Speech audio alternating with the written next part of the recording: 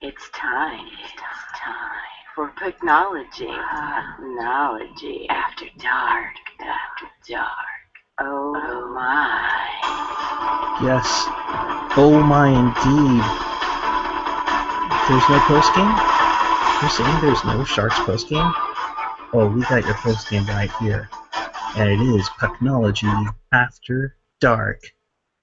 We welcome you to Pucknology After Dark following a Sharks victory at home. Yes, I said a Sharks victory at home. Do you believe in miracles? Okay, maybe you don't, but still, we won at home. This is amazing. To be a part of the show, here's how we do it. Use the hashtag PucknologyAfterDark to ask questions or comment about the show or the game tonight. You can follow us on Twitter at Pucknology, at Puckeye14, at ChrisJWS, at Eric Landy. We will be hearing from AJ Strong and Rocket Backhander and maybe even Gentry Alexander coming from the tank shortly. But let's get to the group at hand. With us tonight is Chris JWS. What's going on? There we go. And showing the animated GIF of my regular face of the Burnsy hit is Eric Landy. Hey guys, how you guys doing? All right, we will. We're kind of jumping ahead in a few things, but we wanted to show you this angle here of the Burnsy hit on Vandeveld. And we'll discuss this a little bit later, but I don't think he's going to get suspended, is he? Okay, so I guess kind of jumping right into it. To me, he looks like he starts to move and spin even more so that his back is what makes the principal point of contact. And to me, that shows that he's trying to not get the shoulder into the face first, and that he's really, really trying to get his back into his groin. If you look into that animated GIF, it's just that he's so tall, it just inevitably hits him in the face. It kind of reminds me of that Gabriel Landeskog, David Perron hit that Jumbo laid, a while back. So I don't know. To me, it looks like he's done enough to try and mitigate the effect of this hit, but we never know with what the player safety office does. Yeah, it's a little iffy, to be honest, because let's be real here. They really don't like us, and well, this wouldn't surprise me too much. There's Eric Landy. All right. With that being said, let's talk about the Sharks defeating the Philadelphia Flyers this evening, 5-3. I'm sorry, 4-2. Pardon me, over the Philadelphia Flyers. Chris, we'll begin with you. Good evening, sir. Your initial thoughts on the tonight's victory? My initial on the special teams battle, and I realized kind of after the fact it's a near mirror image of what happened with the Avalanche the other night. If you look at the numbers, the Avalanche went 3 for 3 on the PK. Sharks did that tonight. Avalanche went 4 for 6 on the power play. The Sharks went 3 for 6, but their other goal was scored 2 seconds after the power play expired. So essentially, they mirrored the stat line of the Avalanche tonight and what they did to the Sharks. So that's the big thing, is they won the special teams battle. There was definitely some uninspired play going on there, especially early on the power play. But once they got it going, they were red hot on the power play. Yeah, definitely. 3 for 6 on the power play. Always nice to get those power play goals, especially since they've had issues with that early on tonight. Randy, good evening to you, sir. What did you think tonight? Overall, I thought the effort coming into the game was pretty good. That first period was a little bit back and forth as far as kind of feeling it out, and it's kind of what we saw in the last Flyers-Sharks game. It was just very tactical, kind of people really kind of prodding and poking here and there, but not really making too much focused effort.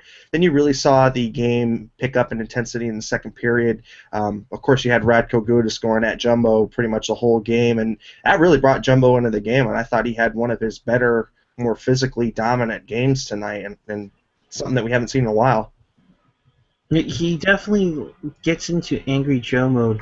He can definitely be a torturous asset for sure. And I don't understand why they would go after him like that, other than try to maybe get him off this game too much. The Flyers broadcasters were saying Jumbo. Uh-oh. Uh-oh. We got a case of the AOLs with Chris today. Yeah, Oh, we're probably going to have to get Chris to come back on again. I mean, honestly, it was a kind of a more complete game via the special teams. Really, something that we haven't. We saw the mirror image of that last game where it was just a mirror opposite, where the special teams just completely failed the Sharks. Tonight, they really came up for them in spades. Yeah, definitely. Their PK was a lot better, a lot more focused into it. They weren't taking bad passes. Jones looked a little more solid in net. Granted, he only took 19 shots, but he had some nice saves, including one on the breakaway. I think it was on Couturier right before he gave up the goal for the Phillies' second goal that evening. Definitely a lot more focused. Of course, it was great to see Logan Couture back tonight, and he got in on a couple assists, a couple power play assists for that matter too. So it was definitely nice to see in the long run. Yeah, no, I think it was good to see Couture come back and really play let's say more of a reserved game, but he definitely didn't exert himself too much, but he looked good in his minutes, looked quick, didn't look like he was favoring any leg one way or the other. So you gotta give props to the kid, man. He just came back out and playing like nothing happened. So you know what, I give him props. He didn't look like he was, like I said before, favoring anything or being a little ginger with anything. He was going to the boards pretty hard. He was, giving checks here and there, and really focused and into the game. And you know what, great assists, and let's just hope for more and more. Yeah, I mean, a nice comeback, and like I put in the preview tonight on Pucknology.net, the Sharks haven't lost a game at home when Logan Couture is playing in it. Just bring it out. Okay, so it's 2-0, but work with me here, all right? That sounds like a Kurzian stat right there. That's not good. That's not good at all. But what did you guys take out of it tonight? I think you saw a more concerted effort to really try and rein in the stick penalties. It looked like they were moving their feet a lot more. It looked like they weren't, gliding into the zone and really trying to use their sticks to break things up. They were really moving their skates and really, pushing off on the Flyers. And you know what? They took the body instead of using those sticks, and they got rewarded for it. They didn't draw as many penalties, or they didn't get called for as many penalties, and they drawed penalties. And on the PK, they were saying this on the broadcast. They were keeping a much tighter, formation. They weren't getting super wide. Like the Avalanche were spreading them out pretty much the entire game on Monday. So it seemed like they tightened that up, which was that was big problem on Monday, right? Definitely. Yeah, definitely. So do you guys think that this game, I mean, for me at least, it feels like they kind of just got back into the groove, but do you feel like that last game was more about the rust than actual what Colorado brought to the table, or do we still think that this team is just enigmatic. Can be good for sometimes and not so good for other times. I think that last game, if they play a special teams game in that, it's anyone's game. Like they were bleeding goals though to Colorado, and they weren't scoring on the power play. Yeah, I think it's still a case of the ups and downs. I mean, it is nice to get out of their heads the losing streak, because it would have been a long time. And I don't have the stat in front of me when they would have gone 0-4 at home uh, for the month, and they had lost 7 of 8 at at the Shark Tank prior to tonight. So it was a nice victory for them to get. They needed this badly. We'll show in a sec how much it helps in the standings. I'm still frantically putting that together, but just something they needed really badly, and thankfully they are hopefully on their way of getting their crap back together. Back to you, Landy. And Chester Overall. Chivo. Oh, excuse me. I Go was ahead. just about to say, Chester Chivo strikes again. He says, real quick, I just want to congratulate at Eric Landy on his work for Star Wars, and I just went ahead and retweeted that. He apparently believes I look like one of the X-Wing fighter pilots. So, hey. Oh, it's either that or Dylan DeMello, right? So that's what he says my doppelganger is on the Sharks. Who knows? Well, I would say, you're looking like a pair of double Ds. No offense, but you do not look like a pair of double Ds. Yeah. Well, so we got a quick question in from a new, well, not new listener, but definitely his first question chiming in. Uncle Jesse asks, "What's up with the Mike Richards talk, and what are the possibilities?" You guys, what do you guys want to chime in on that? I think DeBoer was asked about maybe talking to, and apparently he's been talking to Mike Richards about it.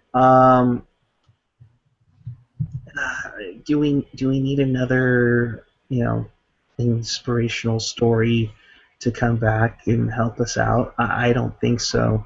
So, from what I've heard, both Steve Spott and Peter DeBoer had ties with him from junior, and so they're kind of looking at him as this reclamation project, and like you've said, both had contact with him. So there's definitely ties there, but possibility of the Sharks signing him, I don't know. I think for the right price, he could be a contributor. I mean, they have plenty of issues with depth right now. The fourth line has been spotty all season. I mean, it depends on how healthy they are. But Zubris worked out pretty well, and we were all thinking, doesn't matter. So you never know. Can't hurt. Yeah, I mean, if Richards can find his scoring touch and have everything put away, it would be great. The problem is, though, is that they're going to need to find some cap space to do it with. As of right now, they only have $367,503 left in the cap, and that's according to General Fanager, which means somebody would have to be let go, or What's the veteran minimum? I think it's well, I think Zubers has it at 600. So 600, yeah. So okay. Here's what I see happening. I think that the only way Mike Richards works out is if Raffy is done. I think that if Raffy is completely done, can't come back, has nothing left to give, then I think they take a serious look at Mike Richards and look at his style kind of being similar to what Raffy brought and asking Mike to play that kind of a role. What do you guys think? That's an interesting point. I don't know. Which one would you rather take a chance on? Raffy possibly still having a few games left in him a month or two from now, or Mike Richards? Because I think Raffy Torres is probably done with another surgery. I just don't see it happening. Yeah, I'm with you on that. As much as Raffy can throw his body around, um, legally and illegally. Uh, I can't. I mean, to have so many knee procedures within a 2 year period is unreal, and it's tough. I mean, that's the tough part of this job that these guys have is the breaking down your body and then having it to come back and go through all the rigors of it. I mean, if he hasn't had any contact except for this preseason and like a handful of games in 2013-14 after his injury. After that, I mean, it couldn't stand those handfuls of games. Yeah, and like I I mean, a said, lot of it. oh, go ahead. I would say a lot of it had to do with battling infection, though, so that's really not about contact. Yeah, and Patrick M at Generation X Wing, he says Richards is a center. Does this team need another center, even for the league minimum? And he says, hint, no. I mean, I definitely agree that this team is definitely center loaded, but centers are definitely more adaptable than wing, right? I mean, you don't want a winger trying to go in there and play center, whereas a center can adapt to wing easier. It's still hard, but you can adapt a little easier than the other way around. So, from that perspective, I don't really see it being that big of an issue, but I do see his off-ice issues as being maybe it could be a distraction for the team. They definitely have to figure out some way of keeping him clean, so to speak, and really trying to figure out, why did he turn to the prescription drugs that he was using, that he was abusing, why did he do that, and if there's some underlying reason, can they give him some help to try and curb another run-in, because you don't want that kind of toxic player going into the dressing room that had just gotten repaired from being pretty frayed. Yeah, I mean, to have something like that in there would be a nightmare. You know, they talked about, you can go back all the way to 2006-07 with Mark Bell's little incident. The Sharks try to make sure that they keep a squeaky clean look. Oh, there they are. Uh-oh. Oh, I see drunk people. Oh, we see drunk people. We'll throw it to them right now, and it's eyes up here. We'll throw it to the compadres that were in San Jose tonight. AJ Strong and Rocket Backhander. The only thing I have to say about tonight,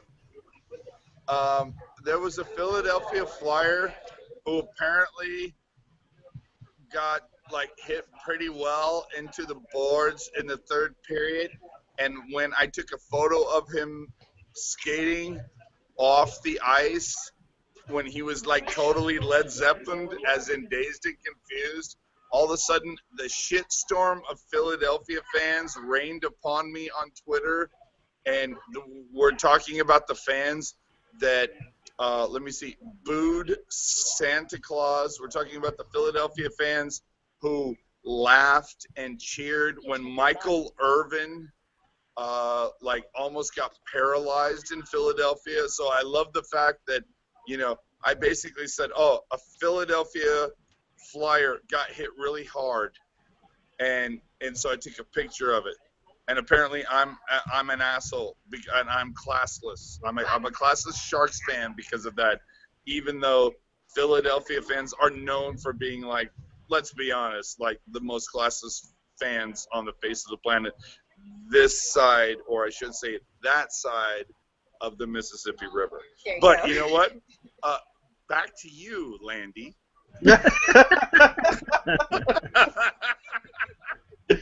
I'm like that in-game reporter or whatever that they always throw back to, and always kind of have to, play the music here while everybody's trying to figure out what the hell they're trying to say. So it's just hey, back to Landy. He's got something to say, right? How many beers, AJ? I sat here and spewed on for like a minute and a half the whole time. Landy's like, okay, can I see Corsi? I'm looking up this. I'm looking up that. Oh, shit. He just threw it back to me. Oh, I'm fucked. Wait, what is the row? What is the row? That's what Rocket wants to know. What is the row? What's the row? Well, I'll cover that one really quick. We'll take a look at the standings right now. Sharks are at 38 points. They leapfrog Vancouver and Arizona into second place, and have 17 rows. Hey, it doesn't work if you say it. I've got to say it. How Oh, many my bad. times do I have to say that? Oh, go ahead, Landy. Go ahead, Landy. Did Gen X really like throw down the gauntlet and said it can only be if Landy says it? Yes. Yeah, he said it only could be Landy. Wow. So, Well, then I don't know what the hell Buck Guy's been doing for the last 5 episodes. yeah, I know. He just likes to say it, I guess. So currently, the Sharks have 17 rows now. Which is the same amount of I'm not a rows. real ginger. that Arizona has. What was that, Rocket? Okay, so Patrick M says that I'm a ginger and I'm not supposed to appear on camera. Hey, guess what? This is a bottle job, okay? Okay, all bottle job. I'm not a real ginger. I just play one on the internet. Oh, Oh God. oh wow. And just so Gen X knows, BB8, it's actually brown coloring. It's not orange. No idea what that is. I've got nothing. Hey, It's a Eric. very Star Wars reference. Hey, Eric. Go ahead and post your standings page again. There you go. I believe your rows for Los Angeles is off. They have 21 rows. Ah, who cares? They're leading the division. Count. They're from Southern California. That's 18 rows Canadian. Exactly. Dude, like, honestly, seriously, like, in the next episode or two, if you know that you're going to be, like, throwing rows all over the place, you should, like, just buy a bunch of roses just to, like, throw them up right when you're going to say it and get rose. It's a rose. Shit, It's rose. at this point, I'm going to have to send Generation X-Wing a case of his beer of choice. My selection would be Ballast Point, of course. Of course. Sure. He just prefers those crappy Northwest beers. But I do have to say, Landy, Chris, Puck Guy, Yes. you have not lived until you have seen an entire Sharks game next to this one right here. Holy crap.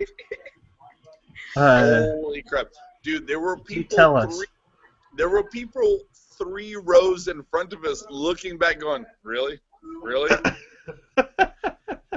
This woman has a voice that carries larger than Barbara Streisand on her best day. It comes from years of referee training of having to yell at people with my voice carrying. It was very much that video that we saw a couple weeks ago of fuck you, you're going to the fucking box. It was like that guy didn't hold a candle to her tonight. That would be Mr. Tim Peel. And that guy was awesome too. I'm sorry, that was a great call because I'd have done the same thing at the Arham. Straight up. And we can all talk about Marchand missing the Winter Classic later. Well, he's a repeat offender with multiple suspensions. I'm shocked he didn't get suspended for 41 games. Oh, that's right. He plays in the NBC division, doesn't he? Or no, he plays in the other NBC division. I'm sorry. All right. Can you Can we all guys... just talk about how beautiful Puck Guy's new headphones are? Those are really fucking nice. This is sweet. Oh, thank I gotta you. get a pair of those. Are those Beats by Look at Dre those. in I don't teal? think they're Beats, but They are they're Beats. good looking. They're Beats because they come in teal. Okay, like they're okay. from the Now, Sharper who makes Image. those? They're Who Uh, makes those? They were a Sharper Image gift. I don't know. I got them for my birthday, but they're very. Sharper Did Image did makes uh teal did Puck Gal get those for you so you wouldn't hear her when she's like snoring or? Well, she does.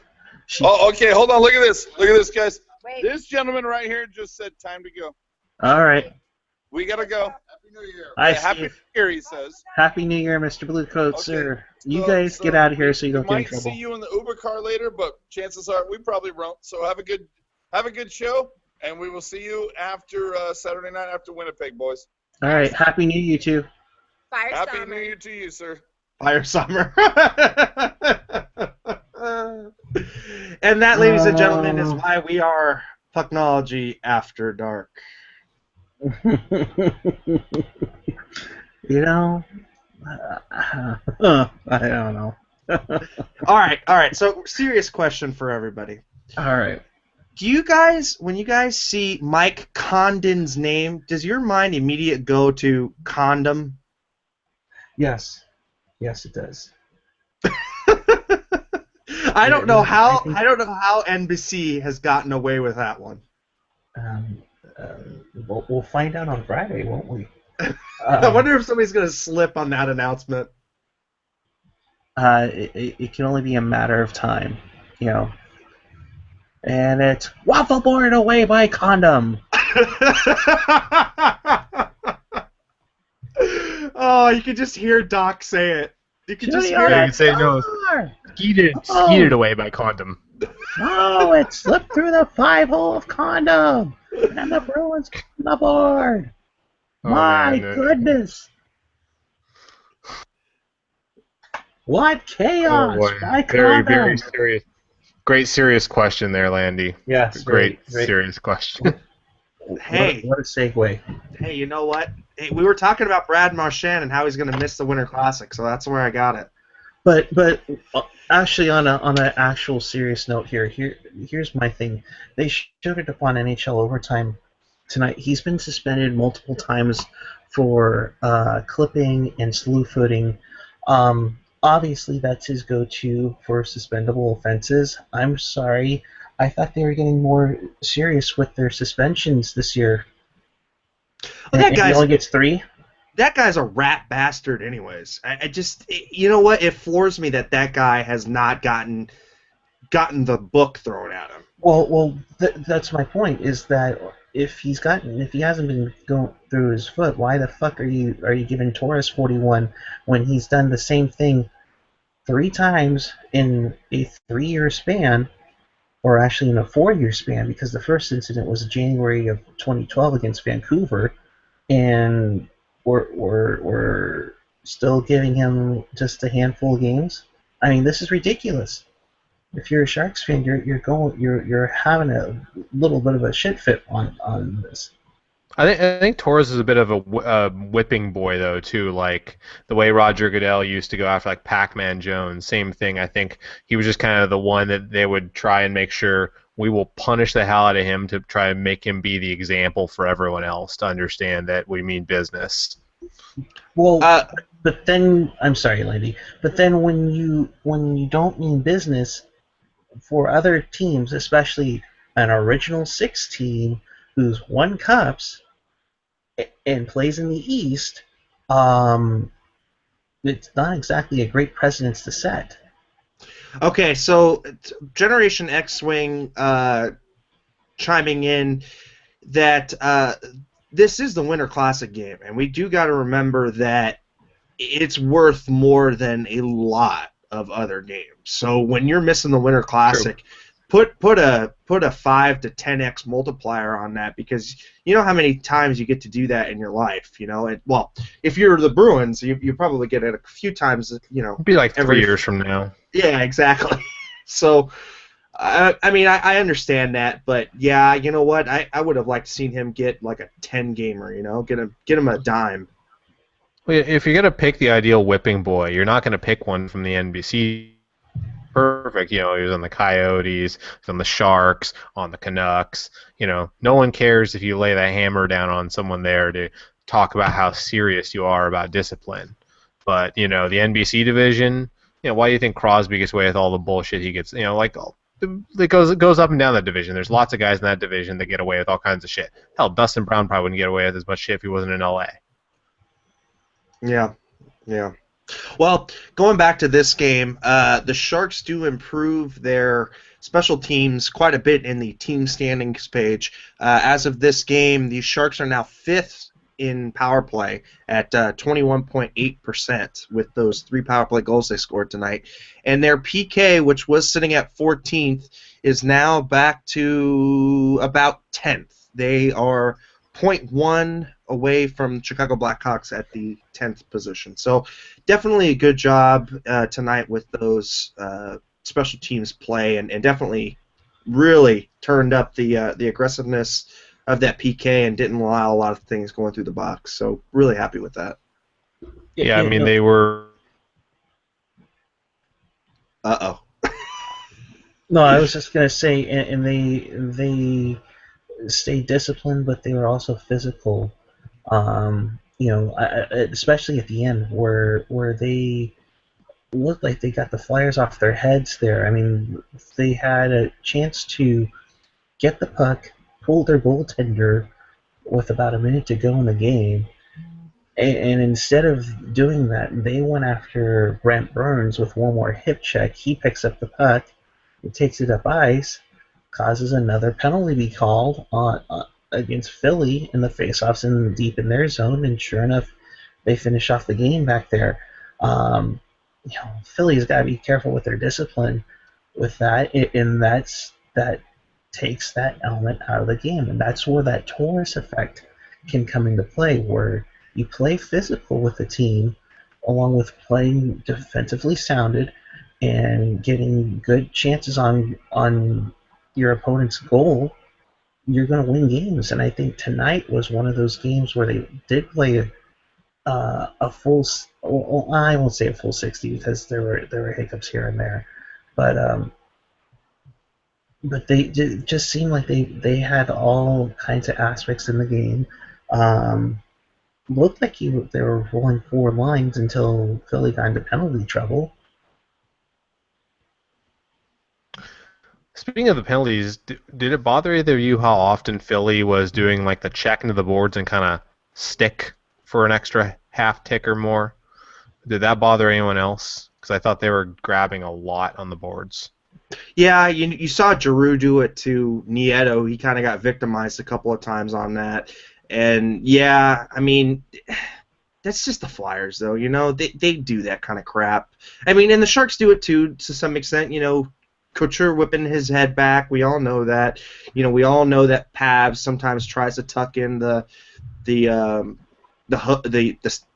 stick into his shoulder, into his armpit, shoulder area, try and get some calls and stuff. So they all do it. But yeah, I did see what you were saying.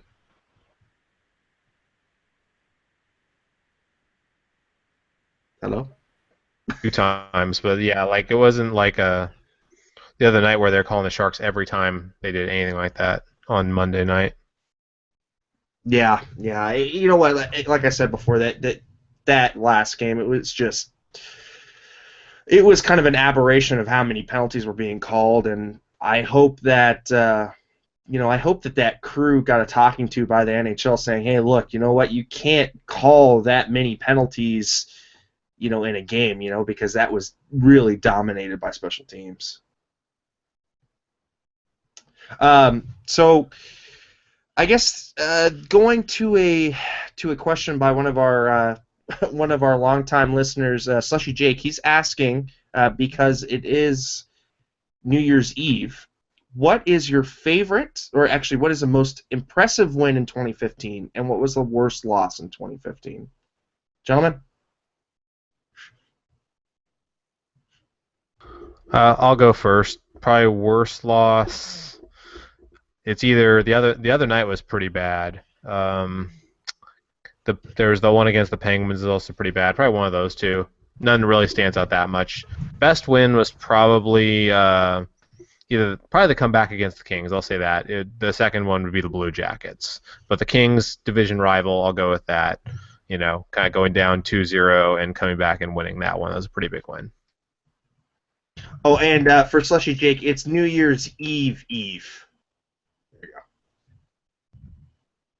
go. For me, I think the worst loss was probably the outdoor game. I felt like they kind of came out flat for a game that they really should have brought it to the Kings.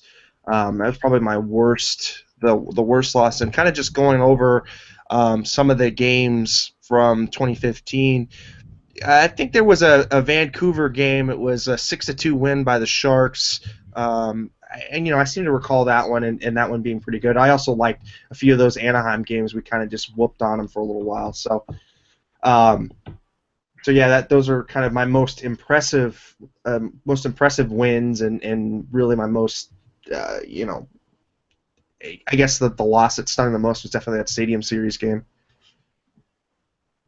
Yeah, definitely. That Stadium Series game carried so much emotion and momentum. You were kind of just waiting for them to win that game, and when they lost it kind of cemented them. And they were in a playoff spot that night going in, and they weren't even in a playoff spot after that game. And it just trickled down to where they went home for the season early. Best win, yeah, I'm with you on Landy, with you with that 6-2 win against Vancouver. That was probably the best one. I mean, or even the game against the Blue Jackets. I thought earlier this current season where they came back down by 2 goals, came back and Brendan Dillon got that go-ahead goal. I thought that was a pretty solid one. But my best moment of 2015, yeah, we lost the game, but that outdoor game was something special. To see 70,000 hockey fans in a place where a lot of people still say, "Oh, you guys don't deserve a hockey team," or "Why are they getting an outdoor game before us?" Definitely, was a beautiful sight to see. Yeah. So do you guys, I guess kind of going over the Stadium Series because it kind of was the most depressing game for us, do you guys still think that Levi's was a good choice as far as locale? I was always for the picturesque background of AT&T Park, but I don't know about you guys. I wanted AT&T Park. I thought it would have been awesome if they'd gotten like that view over the bay. Yeah, I would have gone AT&T Park if you wanted to go picturesque, but I think since it's a Stadium Series and not a Winter Classic, where Winter Classics kind of has that majestic look to it, or has that nostalgic, majestic look and feel that AT&T Ballpark has. And also, I think the Niners were pushing uh, to showcase their brand new stadium, especially with the technology and everything that the NHL likes to go after. Plus the locale for the Sharks. I mean, the play within like 10, 15 minutes away from their home rink, you're right there. Let's be honest, though. Even though they lost, that might have been the best game played by the home team in that stadium in its existence. Yeah, no It kidding. still is. Yeah, I think.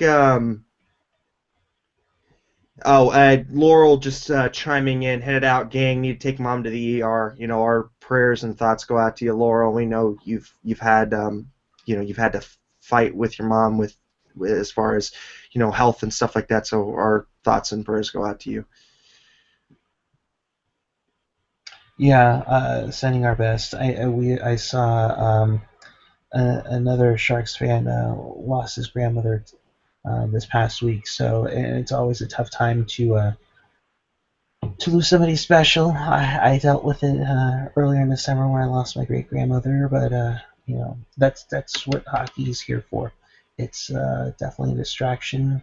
Um, Even if it's for 2.5 hours, it's a nice place to be, especially when you have friends and the Sharks fan on Twitter to kind of cheer on with your team. Yeah, and Laurel's always great. She's one of our modders in the chat. Just does a great job, really kind of going through and making sure everybody's on point.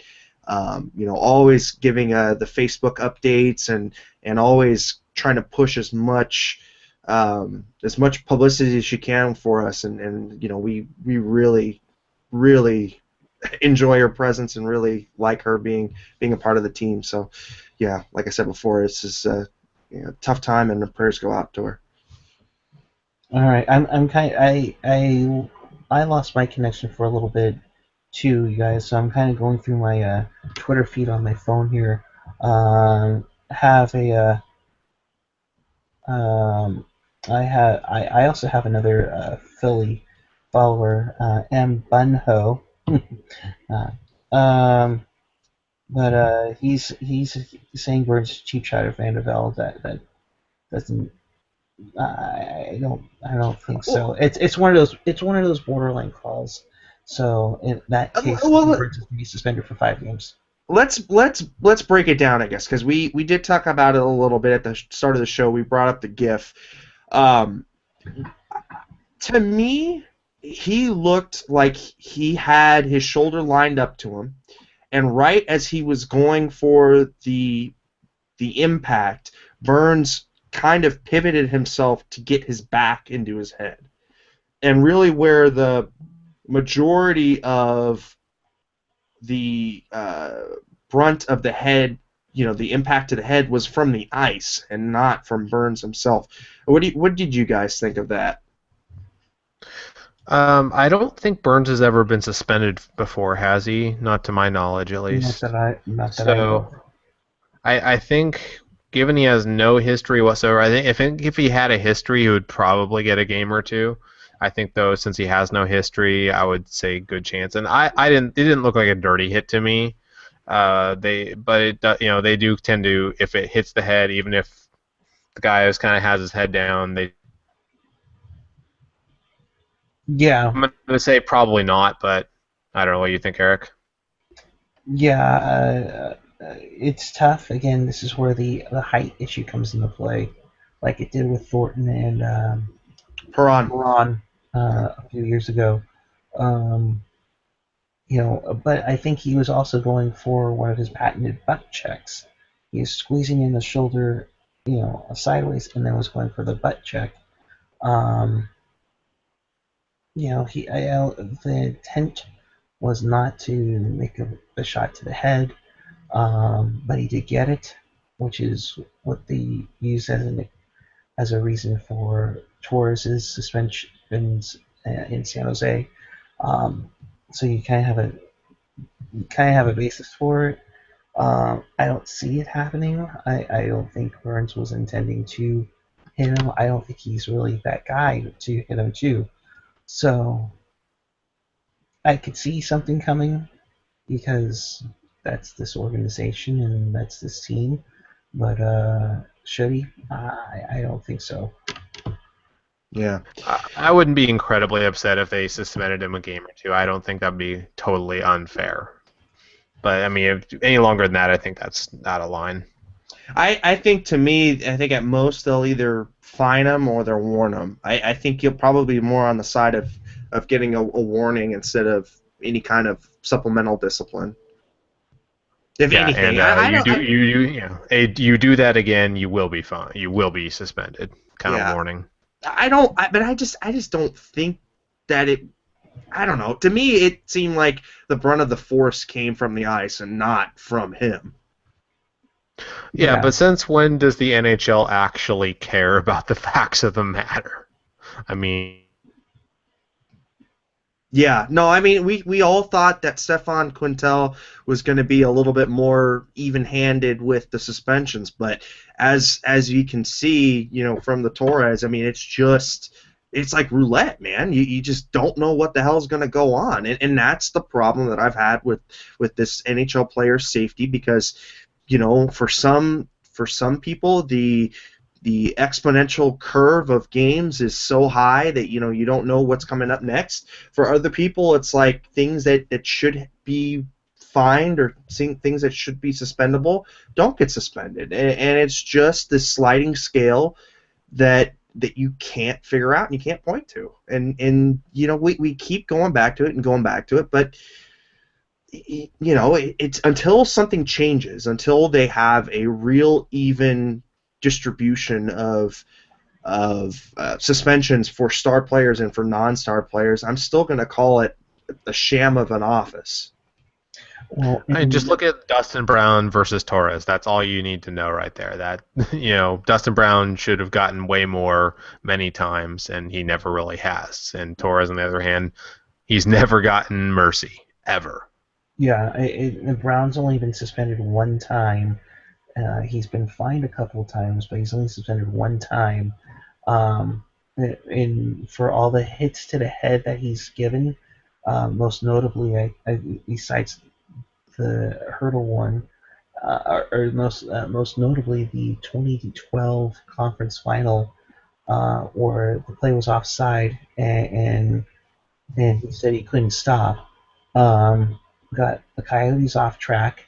Kings go down the next rush, win the game, win the series, and you almost had a brawl in the handshake line. We could talk about hurdle, but of course, the biggest one we could talk about is the non-call headbutting on Couture earlier this year on opening night. I mean, you were setting a precedence where that's going to become legal, and you're going to have nothing else but yourself to blame because you weren't doing your job. I personally think that Quintal has gone back to the days of Colin Campbell where you're shooting the dart blindly and hoping you're hitting it right on the head. Shanahan was way better at it. I'm glad they keep the videos, but you know what? Stick them in front of the camera because I think that also helps Shanahan because he had to explain it himself rather than just going to a tiny little box and reading off a script. Yeah. I think that we kind of all agree on that, and all agree on just the sliding scale because of the star factor.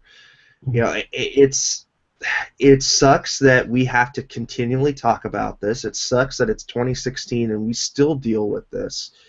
But you look at other sports. Do you say football has that problem? Well, you could argue that football does have that problem. Odell Beckham should have been suspended, but he wasn't. He was kept out of the game. They ended up giving him a suspension. Yeah, no, they suspended him. But football is wildly inconsistent, though. I mean, we've had so many instances of them like suspending their season over pot and 2 games for beating his wife. So, in the grand scheme of things, football's actually a lot worse, I would say.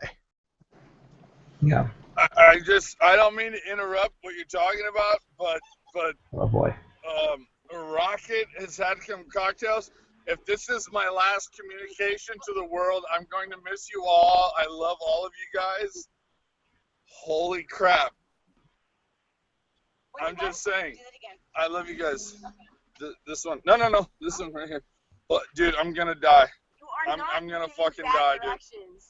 I'm going to miss you guys. I'm going to kill you. I hope to, be at my house inside of, 10 minutes, and I would jump on, and I would love to talk to you.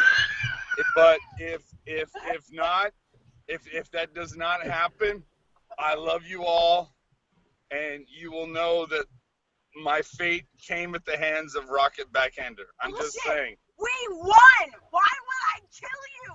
We won! I'm going to die tonight. Oh my God, you are not. Get out. Get out of the car. Oh, goodness. Oh, boy. Comment. Yeah, okay. Well, let's hope that AJ makes home in time. But let's take it to the tweets. I have Pavs323, another new follower on here. I appreciate that. As always, and of course, make sure you subscribe if you're on the YouTube page. We could definitely use that help. Thoughts of Dylan DeMello as of late? Tonight he looked a little shaky. There were a couple plays where I felt he could have played the puck a little bit better. I mean, there was a giveaway right by the net that Brendan Dillon, of all people, had to come and save his bacon, which is pretty amazing that he was able to do that. But, at this point, it's a work in progress, and he can only get better as he gets more time under his belt. but he's definitely been a solid upgrade over everybody else. So That's for sure. He's still looking for his first point, right? He hasn't actually scored in the NHL yet. He just needs to play against the Sharks. I thought he had his first goal, but maybe I'm incorrect here. Let's see. Chester Chivo was asking Eric Landy. He agrees with you. If the Sharks win the Stadium Series, they make the playoffs. Yeah, I'm kind of in agreement with that. That would have been probably the best scenario because it would have been a carrying stick for them.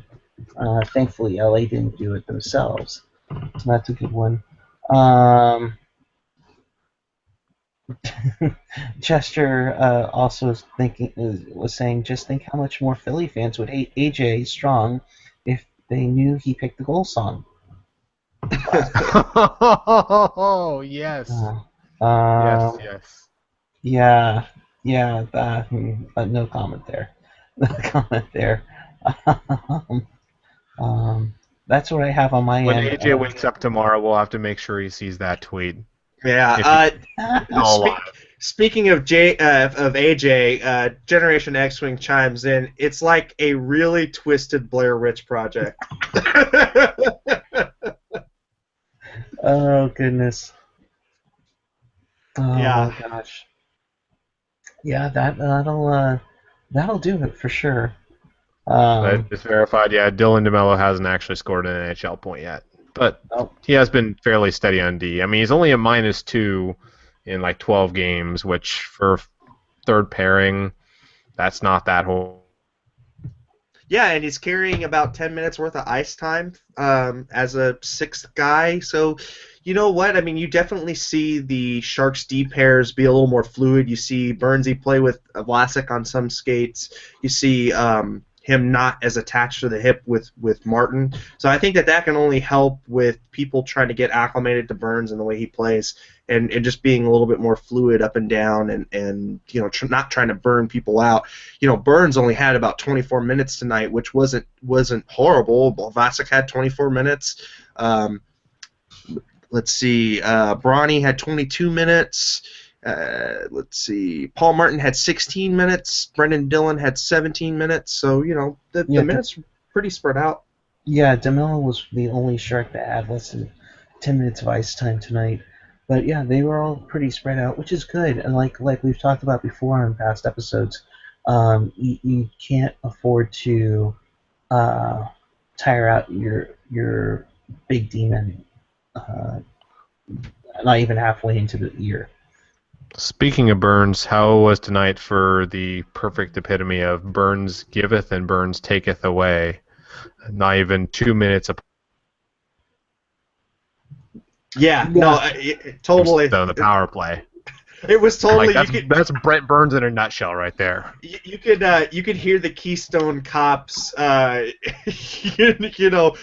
theme music going on in the background when he tries and takes out Wade Simmons, and then he almost lets a 3-on-0 happen the other way. No. I was like, how did he not? He had no awareness on that play at all of the fact that there's 3 guys coming at him. Throw the puck deep, Burns. Throw it deep, man. Yeah, you don't need to make a fancy play every time. So definitely need to work on that the next couple of days for sure. Well, so since we won't be having a show until after the Winter Classic, you guys want to have a little bit of a fashion critique? What do you guys think of any of these Winter Classic jerseys? The Montreal one, I'm not. I kind of like that look. It's a little lighter blue than what they're usually at. If you're able to share the picture, Landy, put them up really cool. But Boston, the logo just irks me. It just doesn't have any flow to it. The jersey itself isn't too bad. I think it could use a little more yellow in there, but that's kind of neat. Yeah, there you go. Yeah, there's the 2 uniforms. It's a little I just too wish they had a bumblebee better for my uniform. liking, honestly. Yeah, I mean, I like the logo. I like the old bear look, but yeah, I'm not. I just don't like that Montreal jersey. It just looks so bland to me. Yeah, I'm not sure what it is I don't like about it, but I'm not a huge fan of it. I may it's too much white. Like switch some of the colors there or something. I don't know. You know, we say that, and that's got less white than the Sharks' current road jersey. But Well, I yeah, think for me at least, it's those horizontal bars. They just look so chunky on that jersey. Don't you guys think? I mean, because I think that yeah, the white roadies of the Sharks are just so clean because there's not a lot, not a lot of stuff that's chunky, kind of breaking it up. So Yeah, yeah. if we went a little more minimalist, I think I could dig that. But yeah, it's got a little too much going on for that design. Like if you really went full minimalist and like had maybe just the logo in red or something on the front. Morocco 323 chimes in. It reminds me of a toothpaste bottle, and I totally agree with that. Yeah, Yeah. seems about right. And Chester Chivo tweeting in hashtag white jerseys matter. Oh boy, oh boy. Well, with that, take us home, Eric. Yeah, we better. In fact, I need to go to bed. I have to be at work in 5 hours. So, Sharks win 4-2 on their final game of 2015. They are back into second place in the Pacific Division. They play again on Saturday night against the Winnipeg Jets. That is a 7:30 face-off, or is it 7 o'clock for Hockey Night in Canada? My eyes aren't working too well right now. I will tell you right now, it is a 7. 7 o'clock All Hockey right, Night so in Canada game. yeah, so it's Hockey Night in Canada, so make sure you get there early. 7 o'clock face-off. We'll be on CSN California. We won't have to deal with Flyers broadcasters, so no batch of tasty cakes for you. So for AJ Strong, we'll never forget you. Rocket Backhander, who is driving, please be careful. Eric Landy, Chris JWS, Ian Reed, who's probably asleep by now, which is what I'm going to do right now. For the entire staff for Pucknology, good night. Have a safe New Year. Please be safe out there and keep it real, keep it fresh, keep it real fresh. Good night.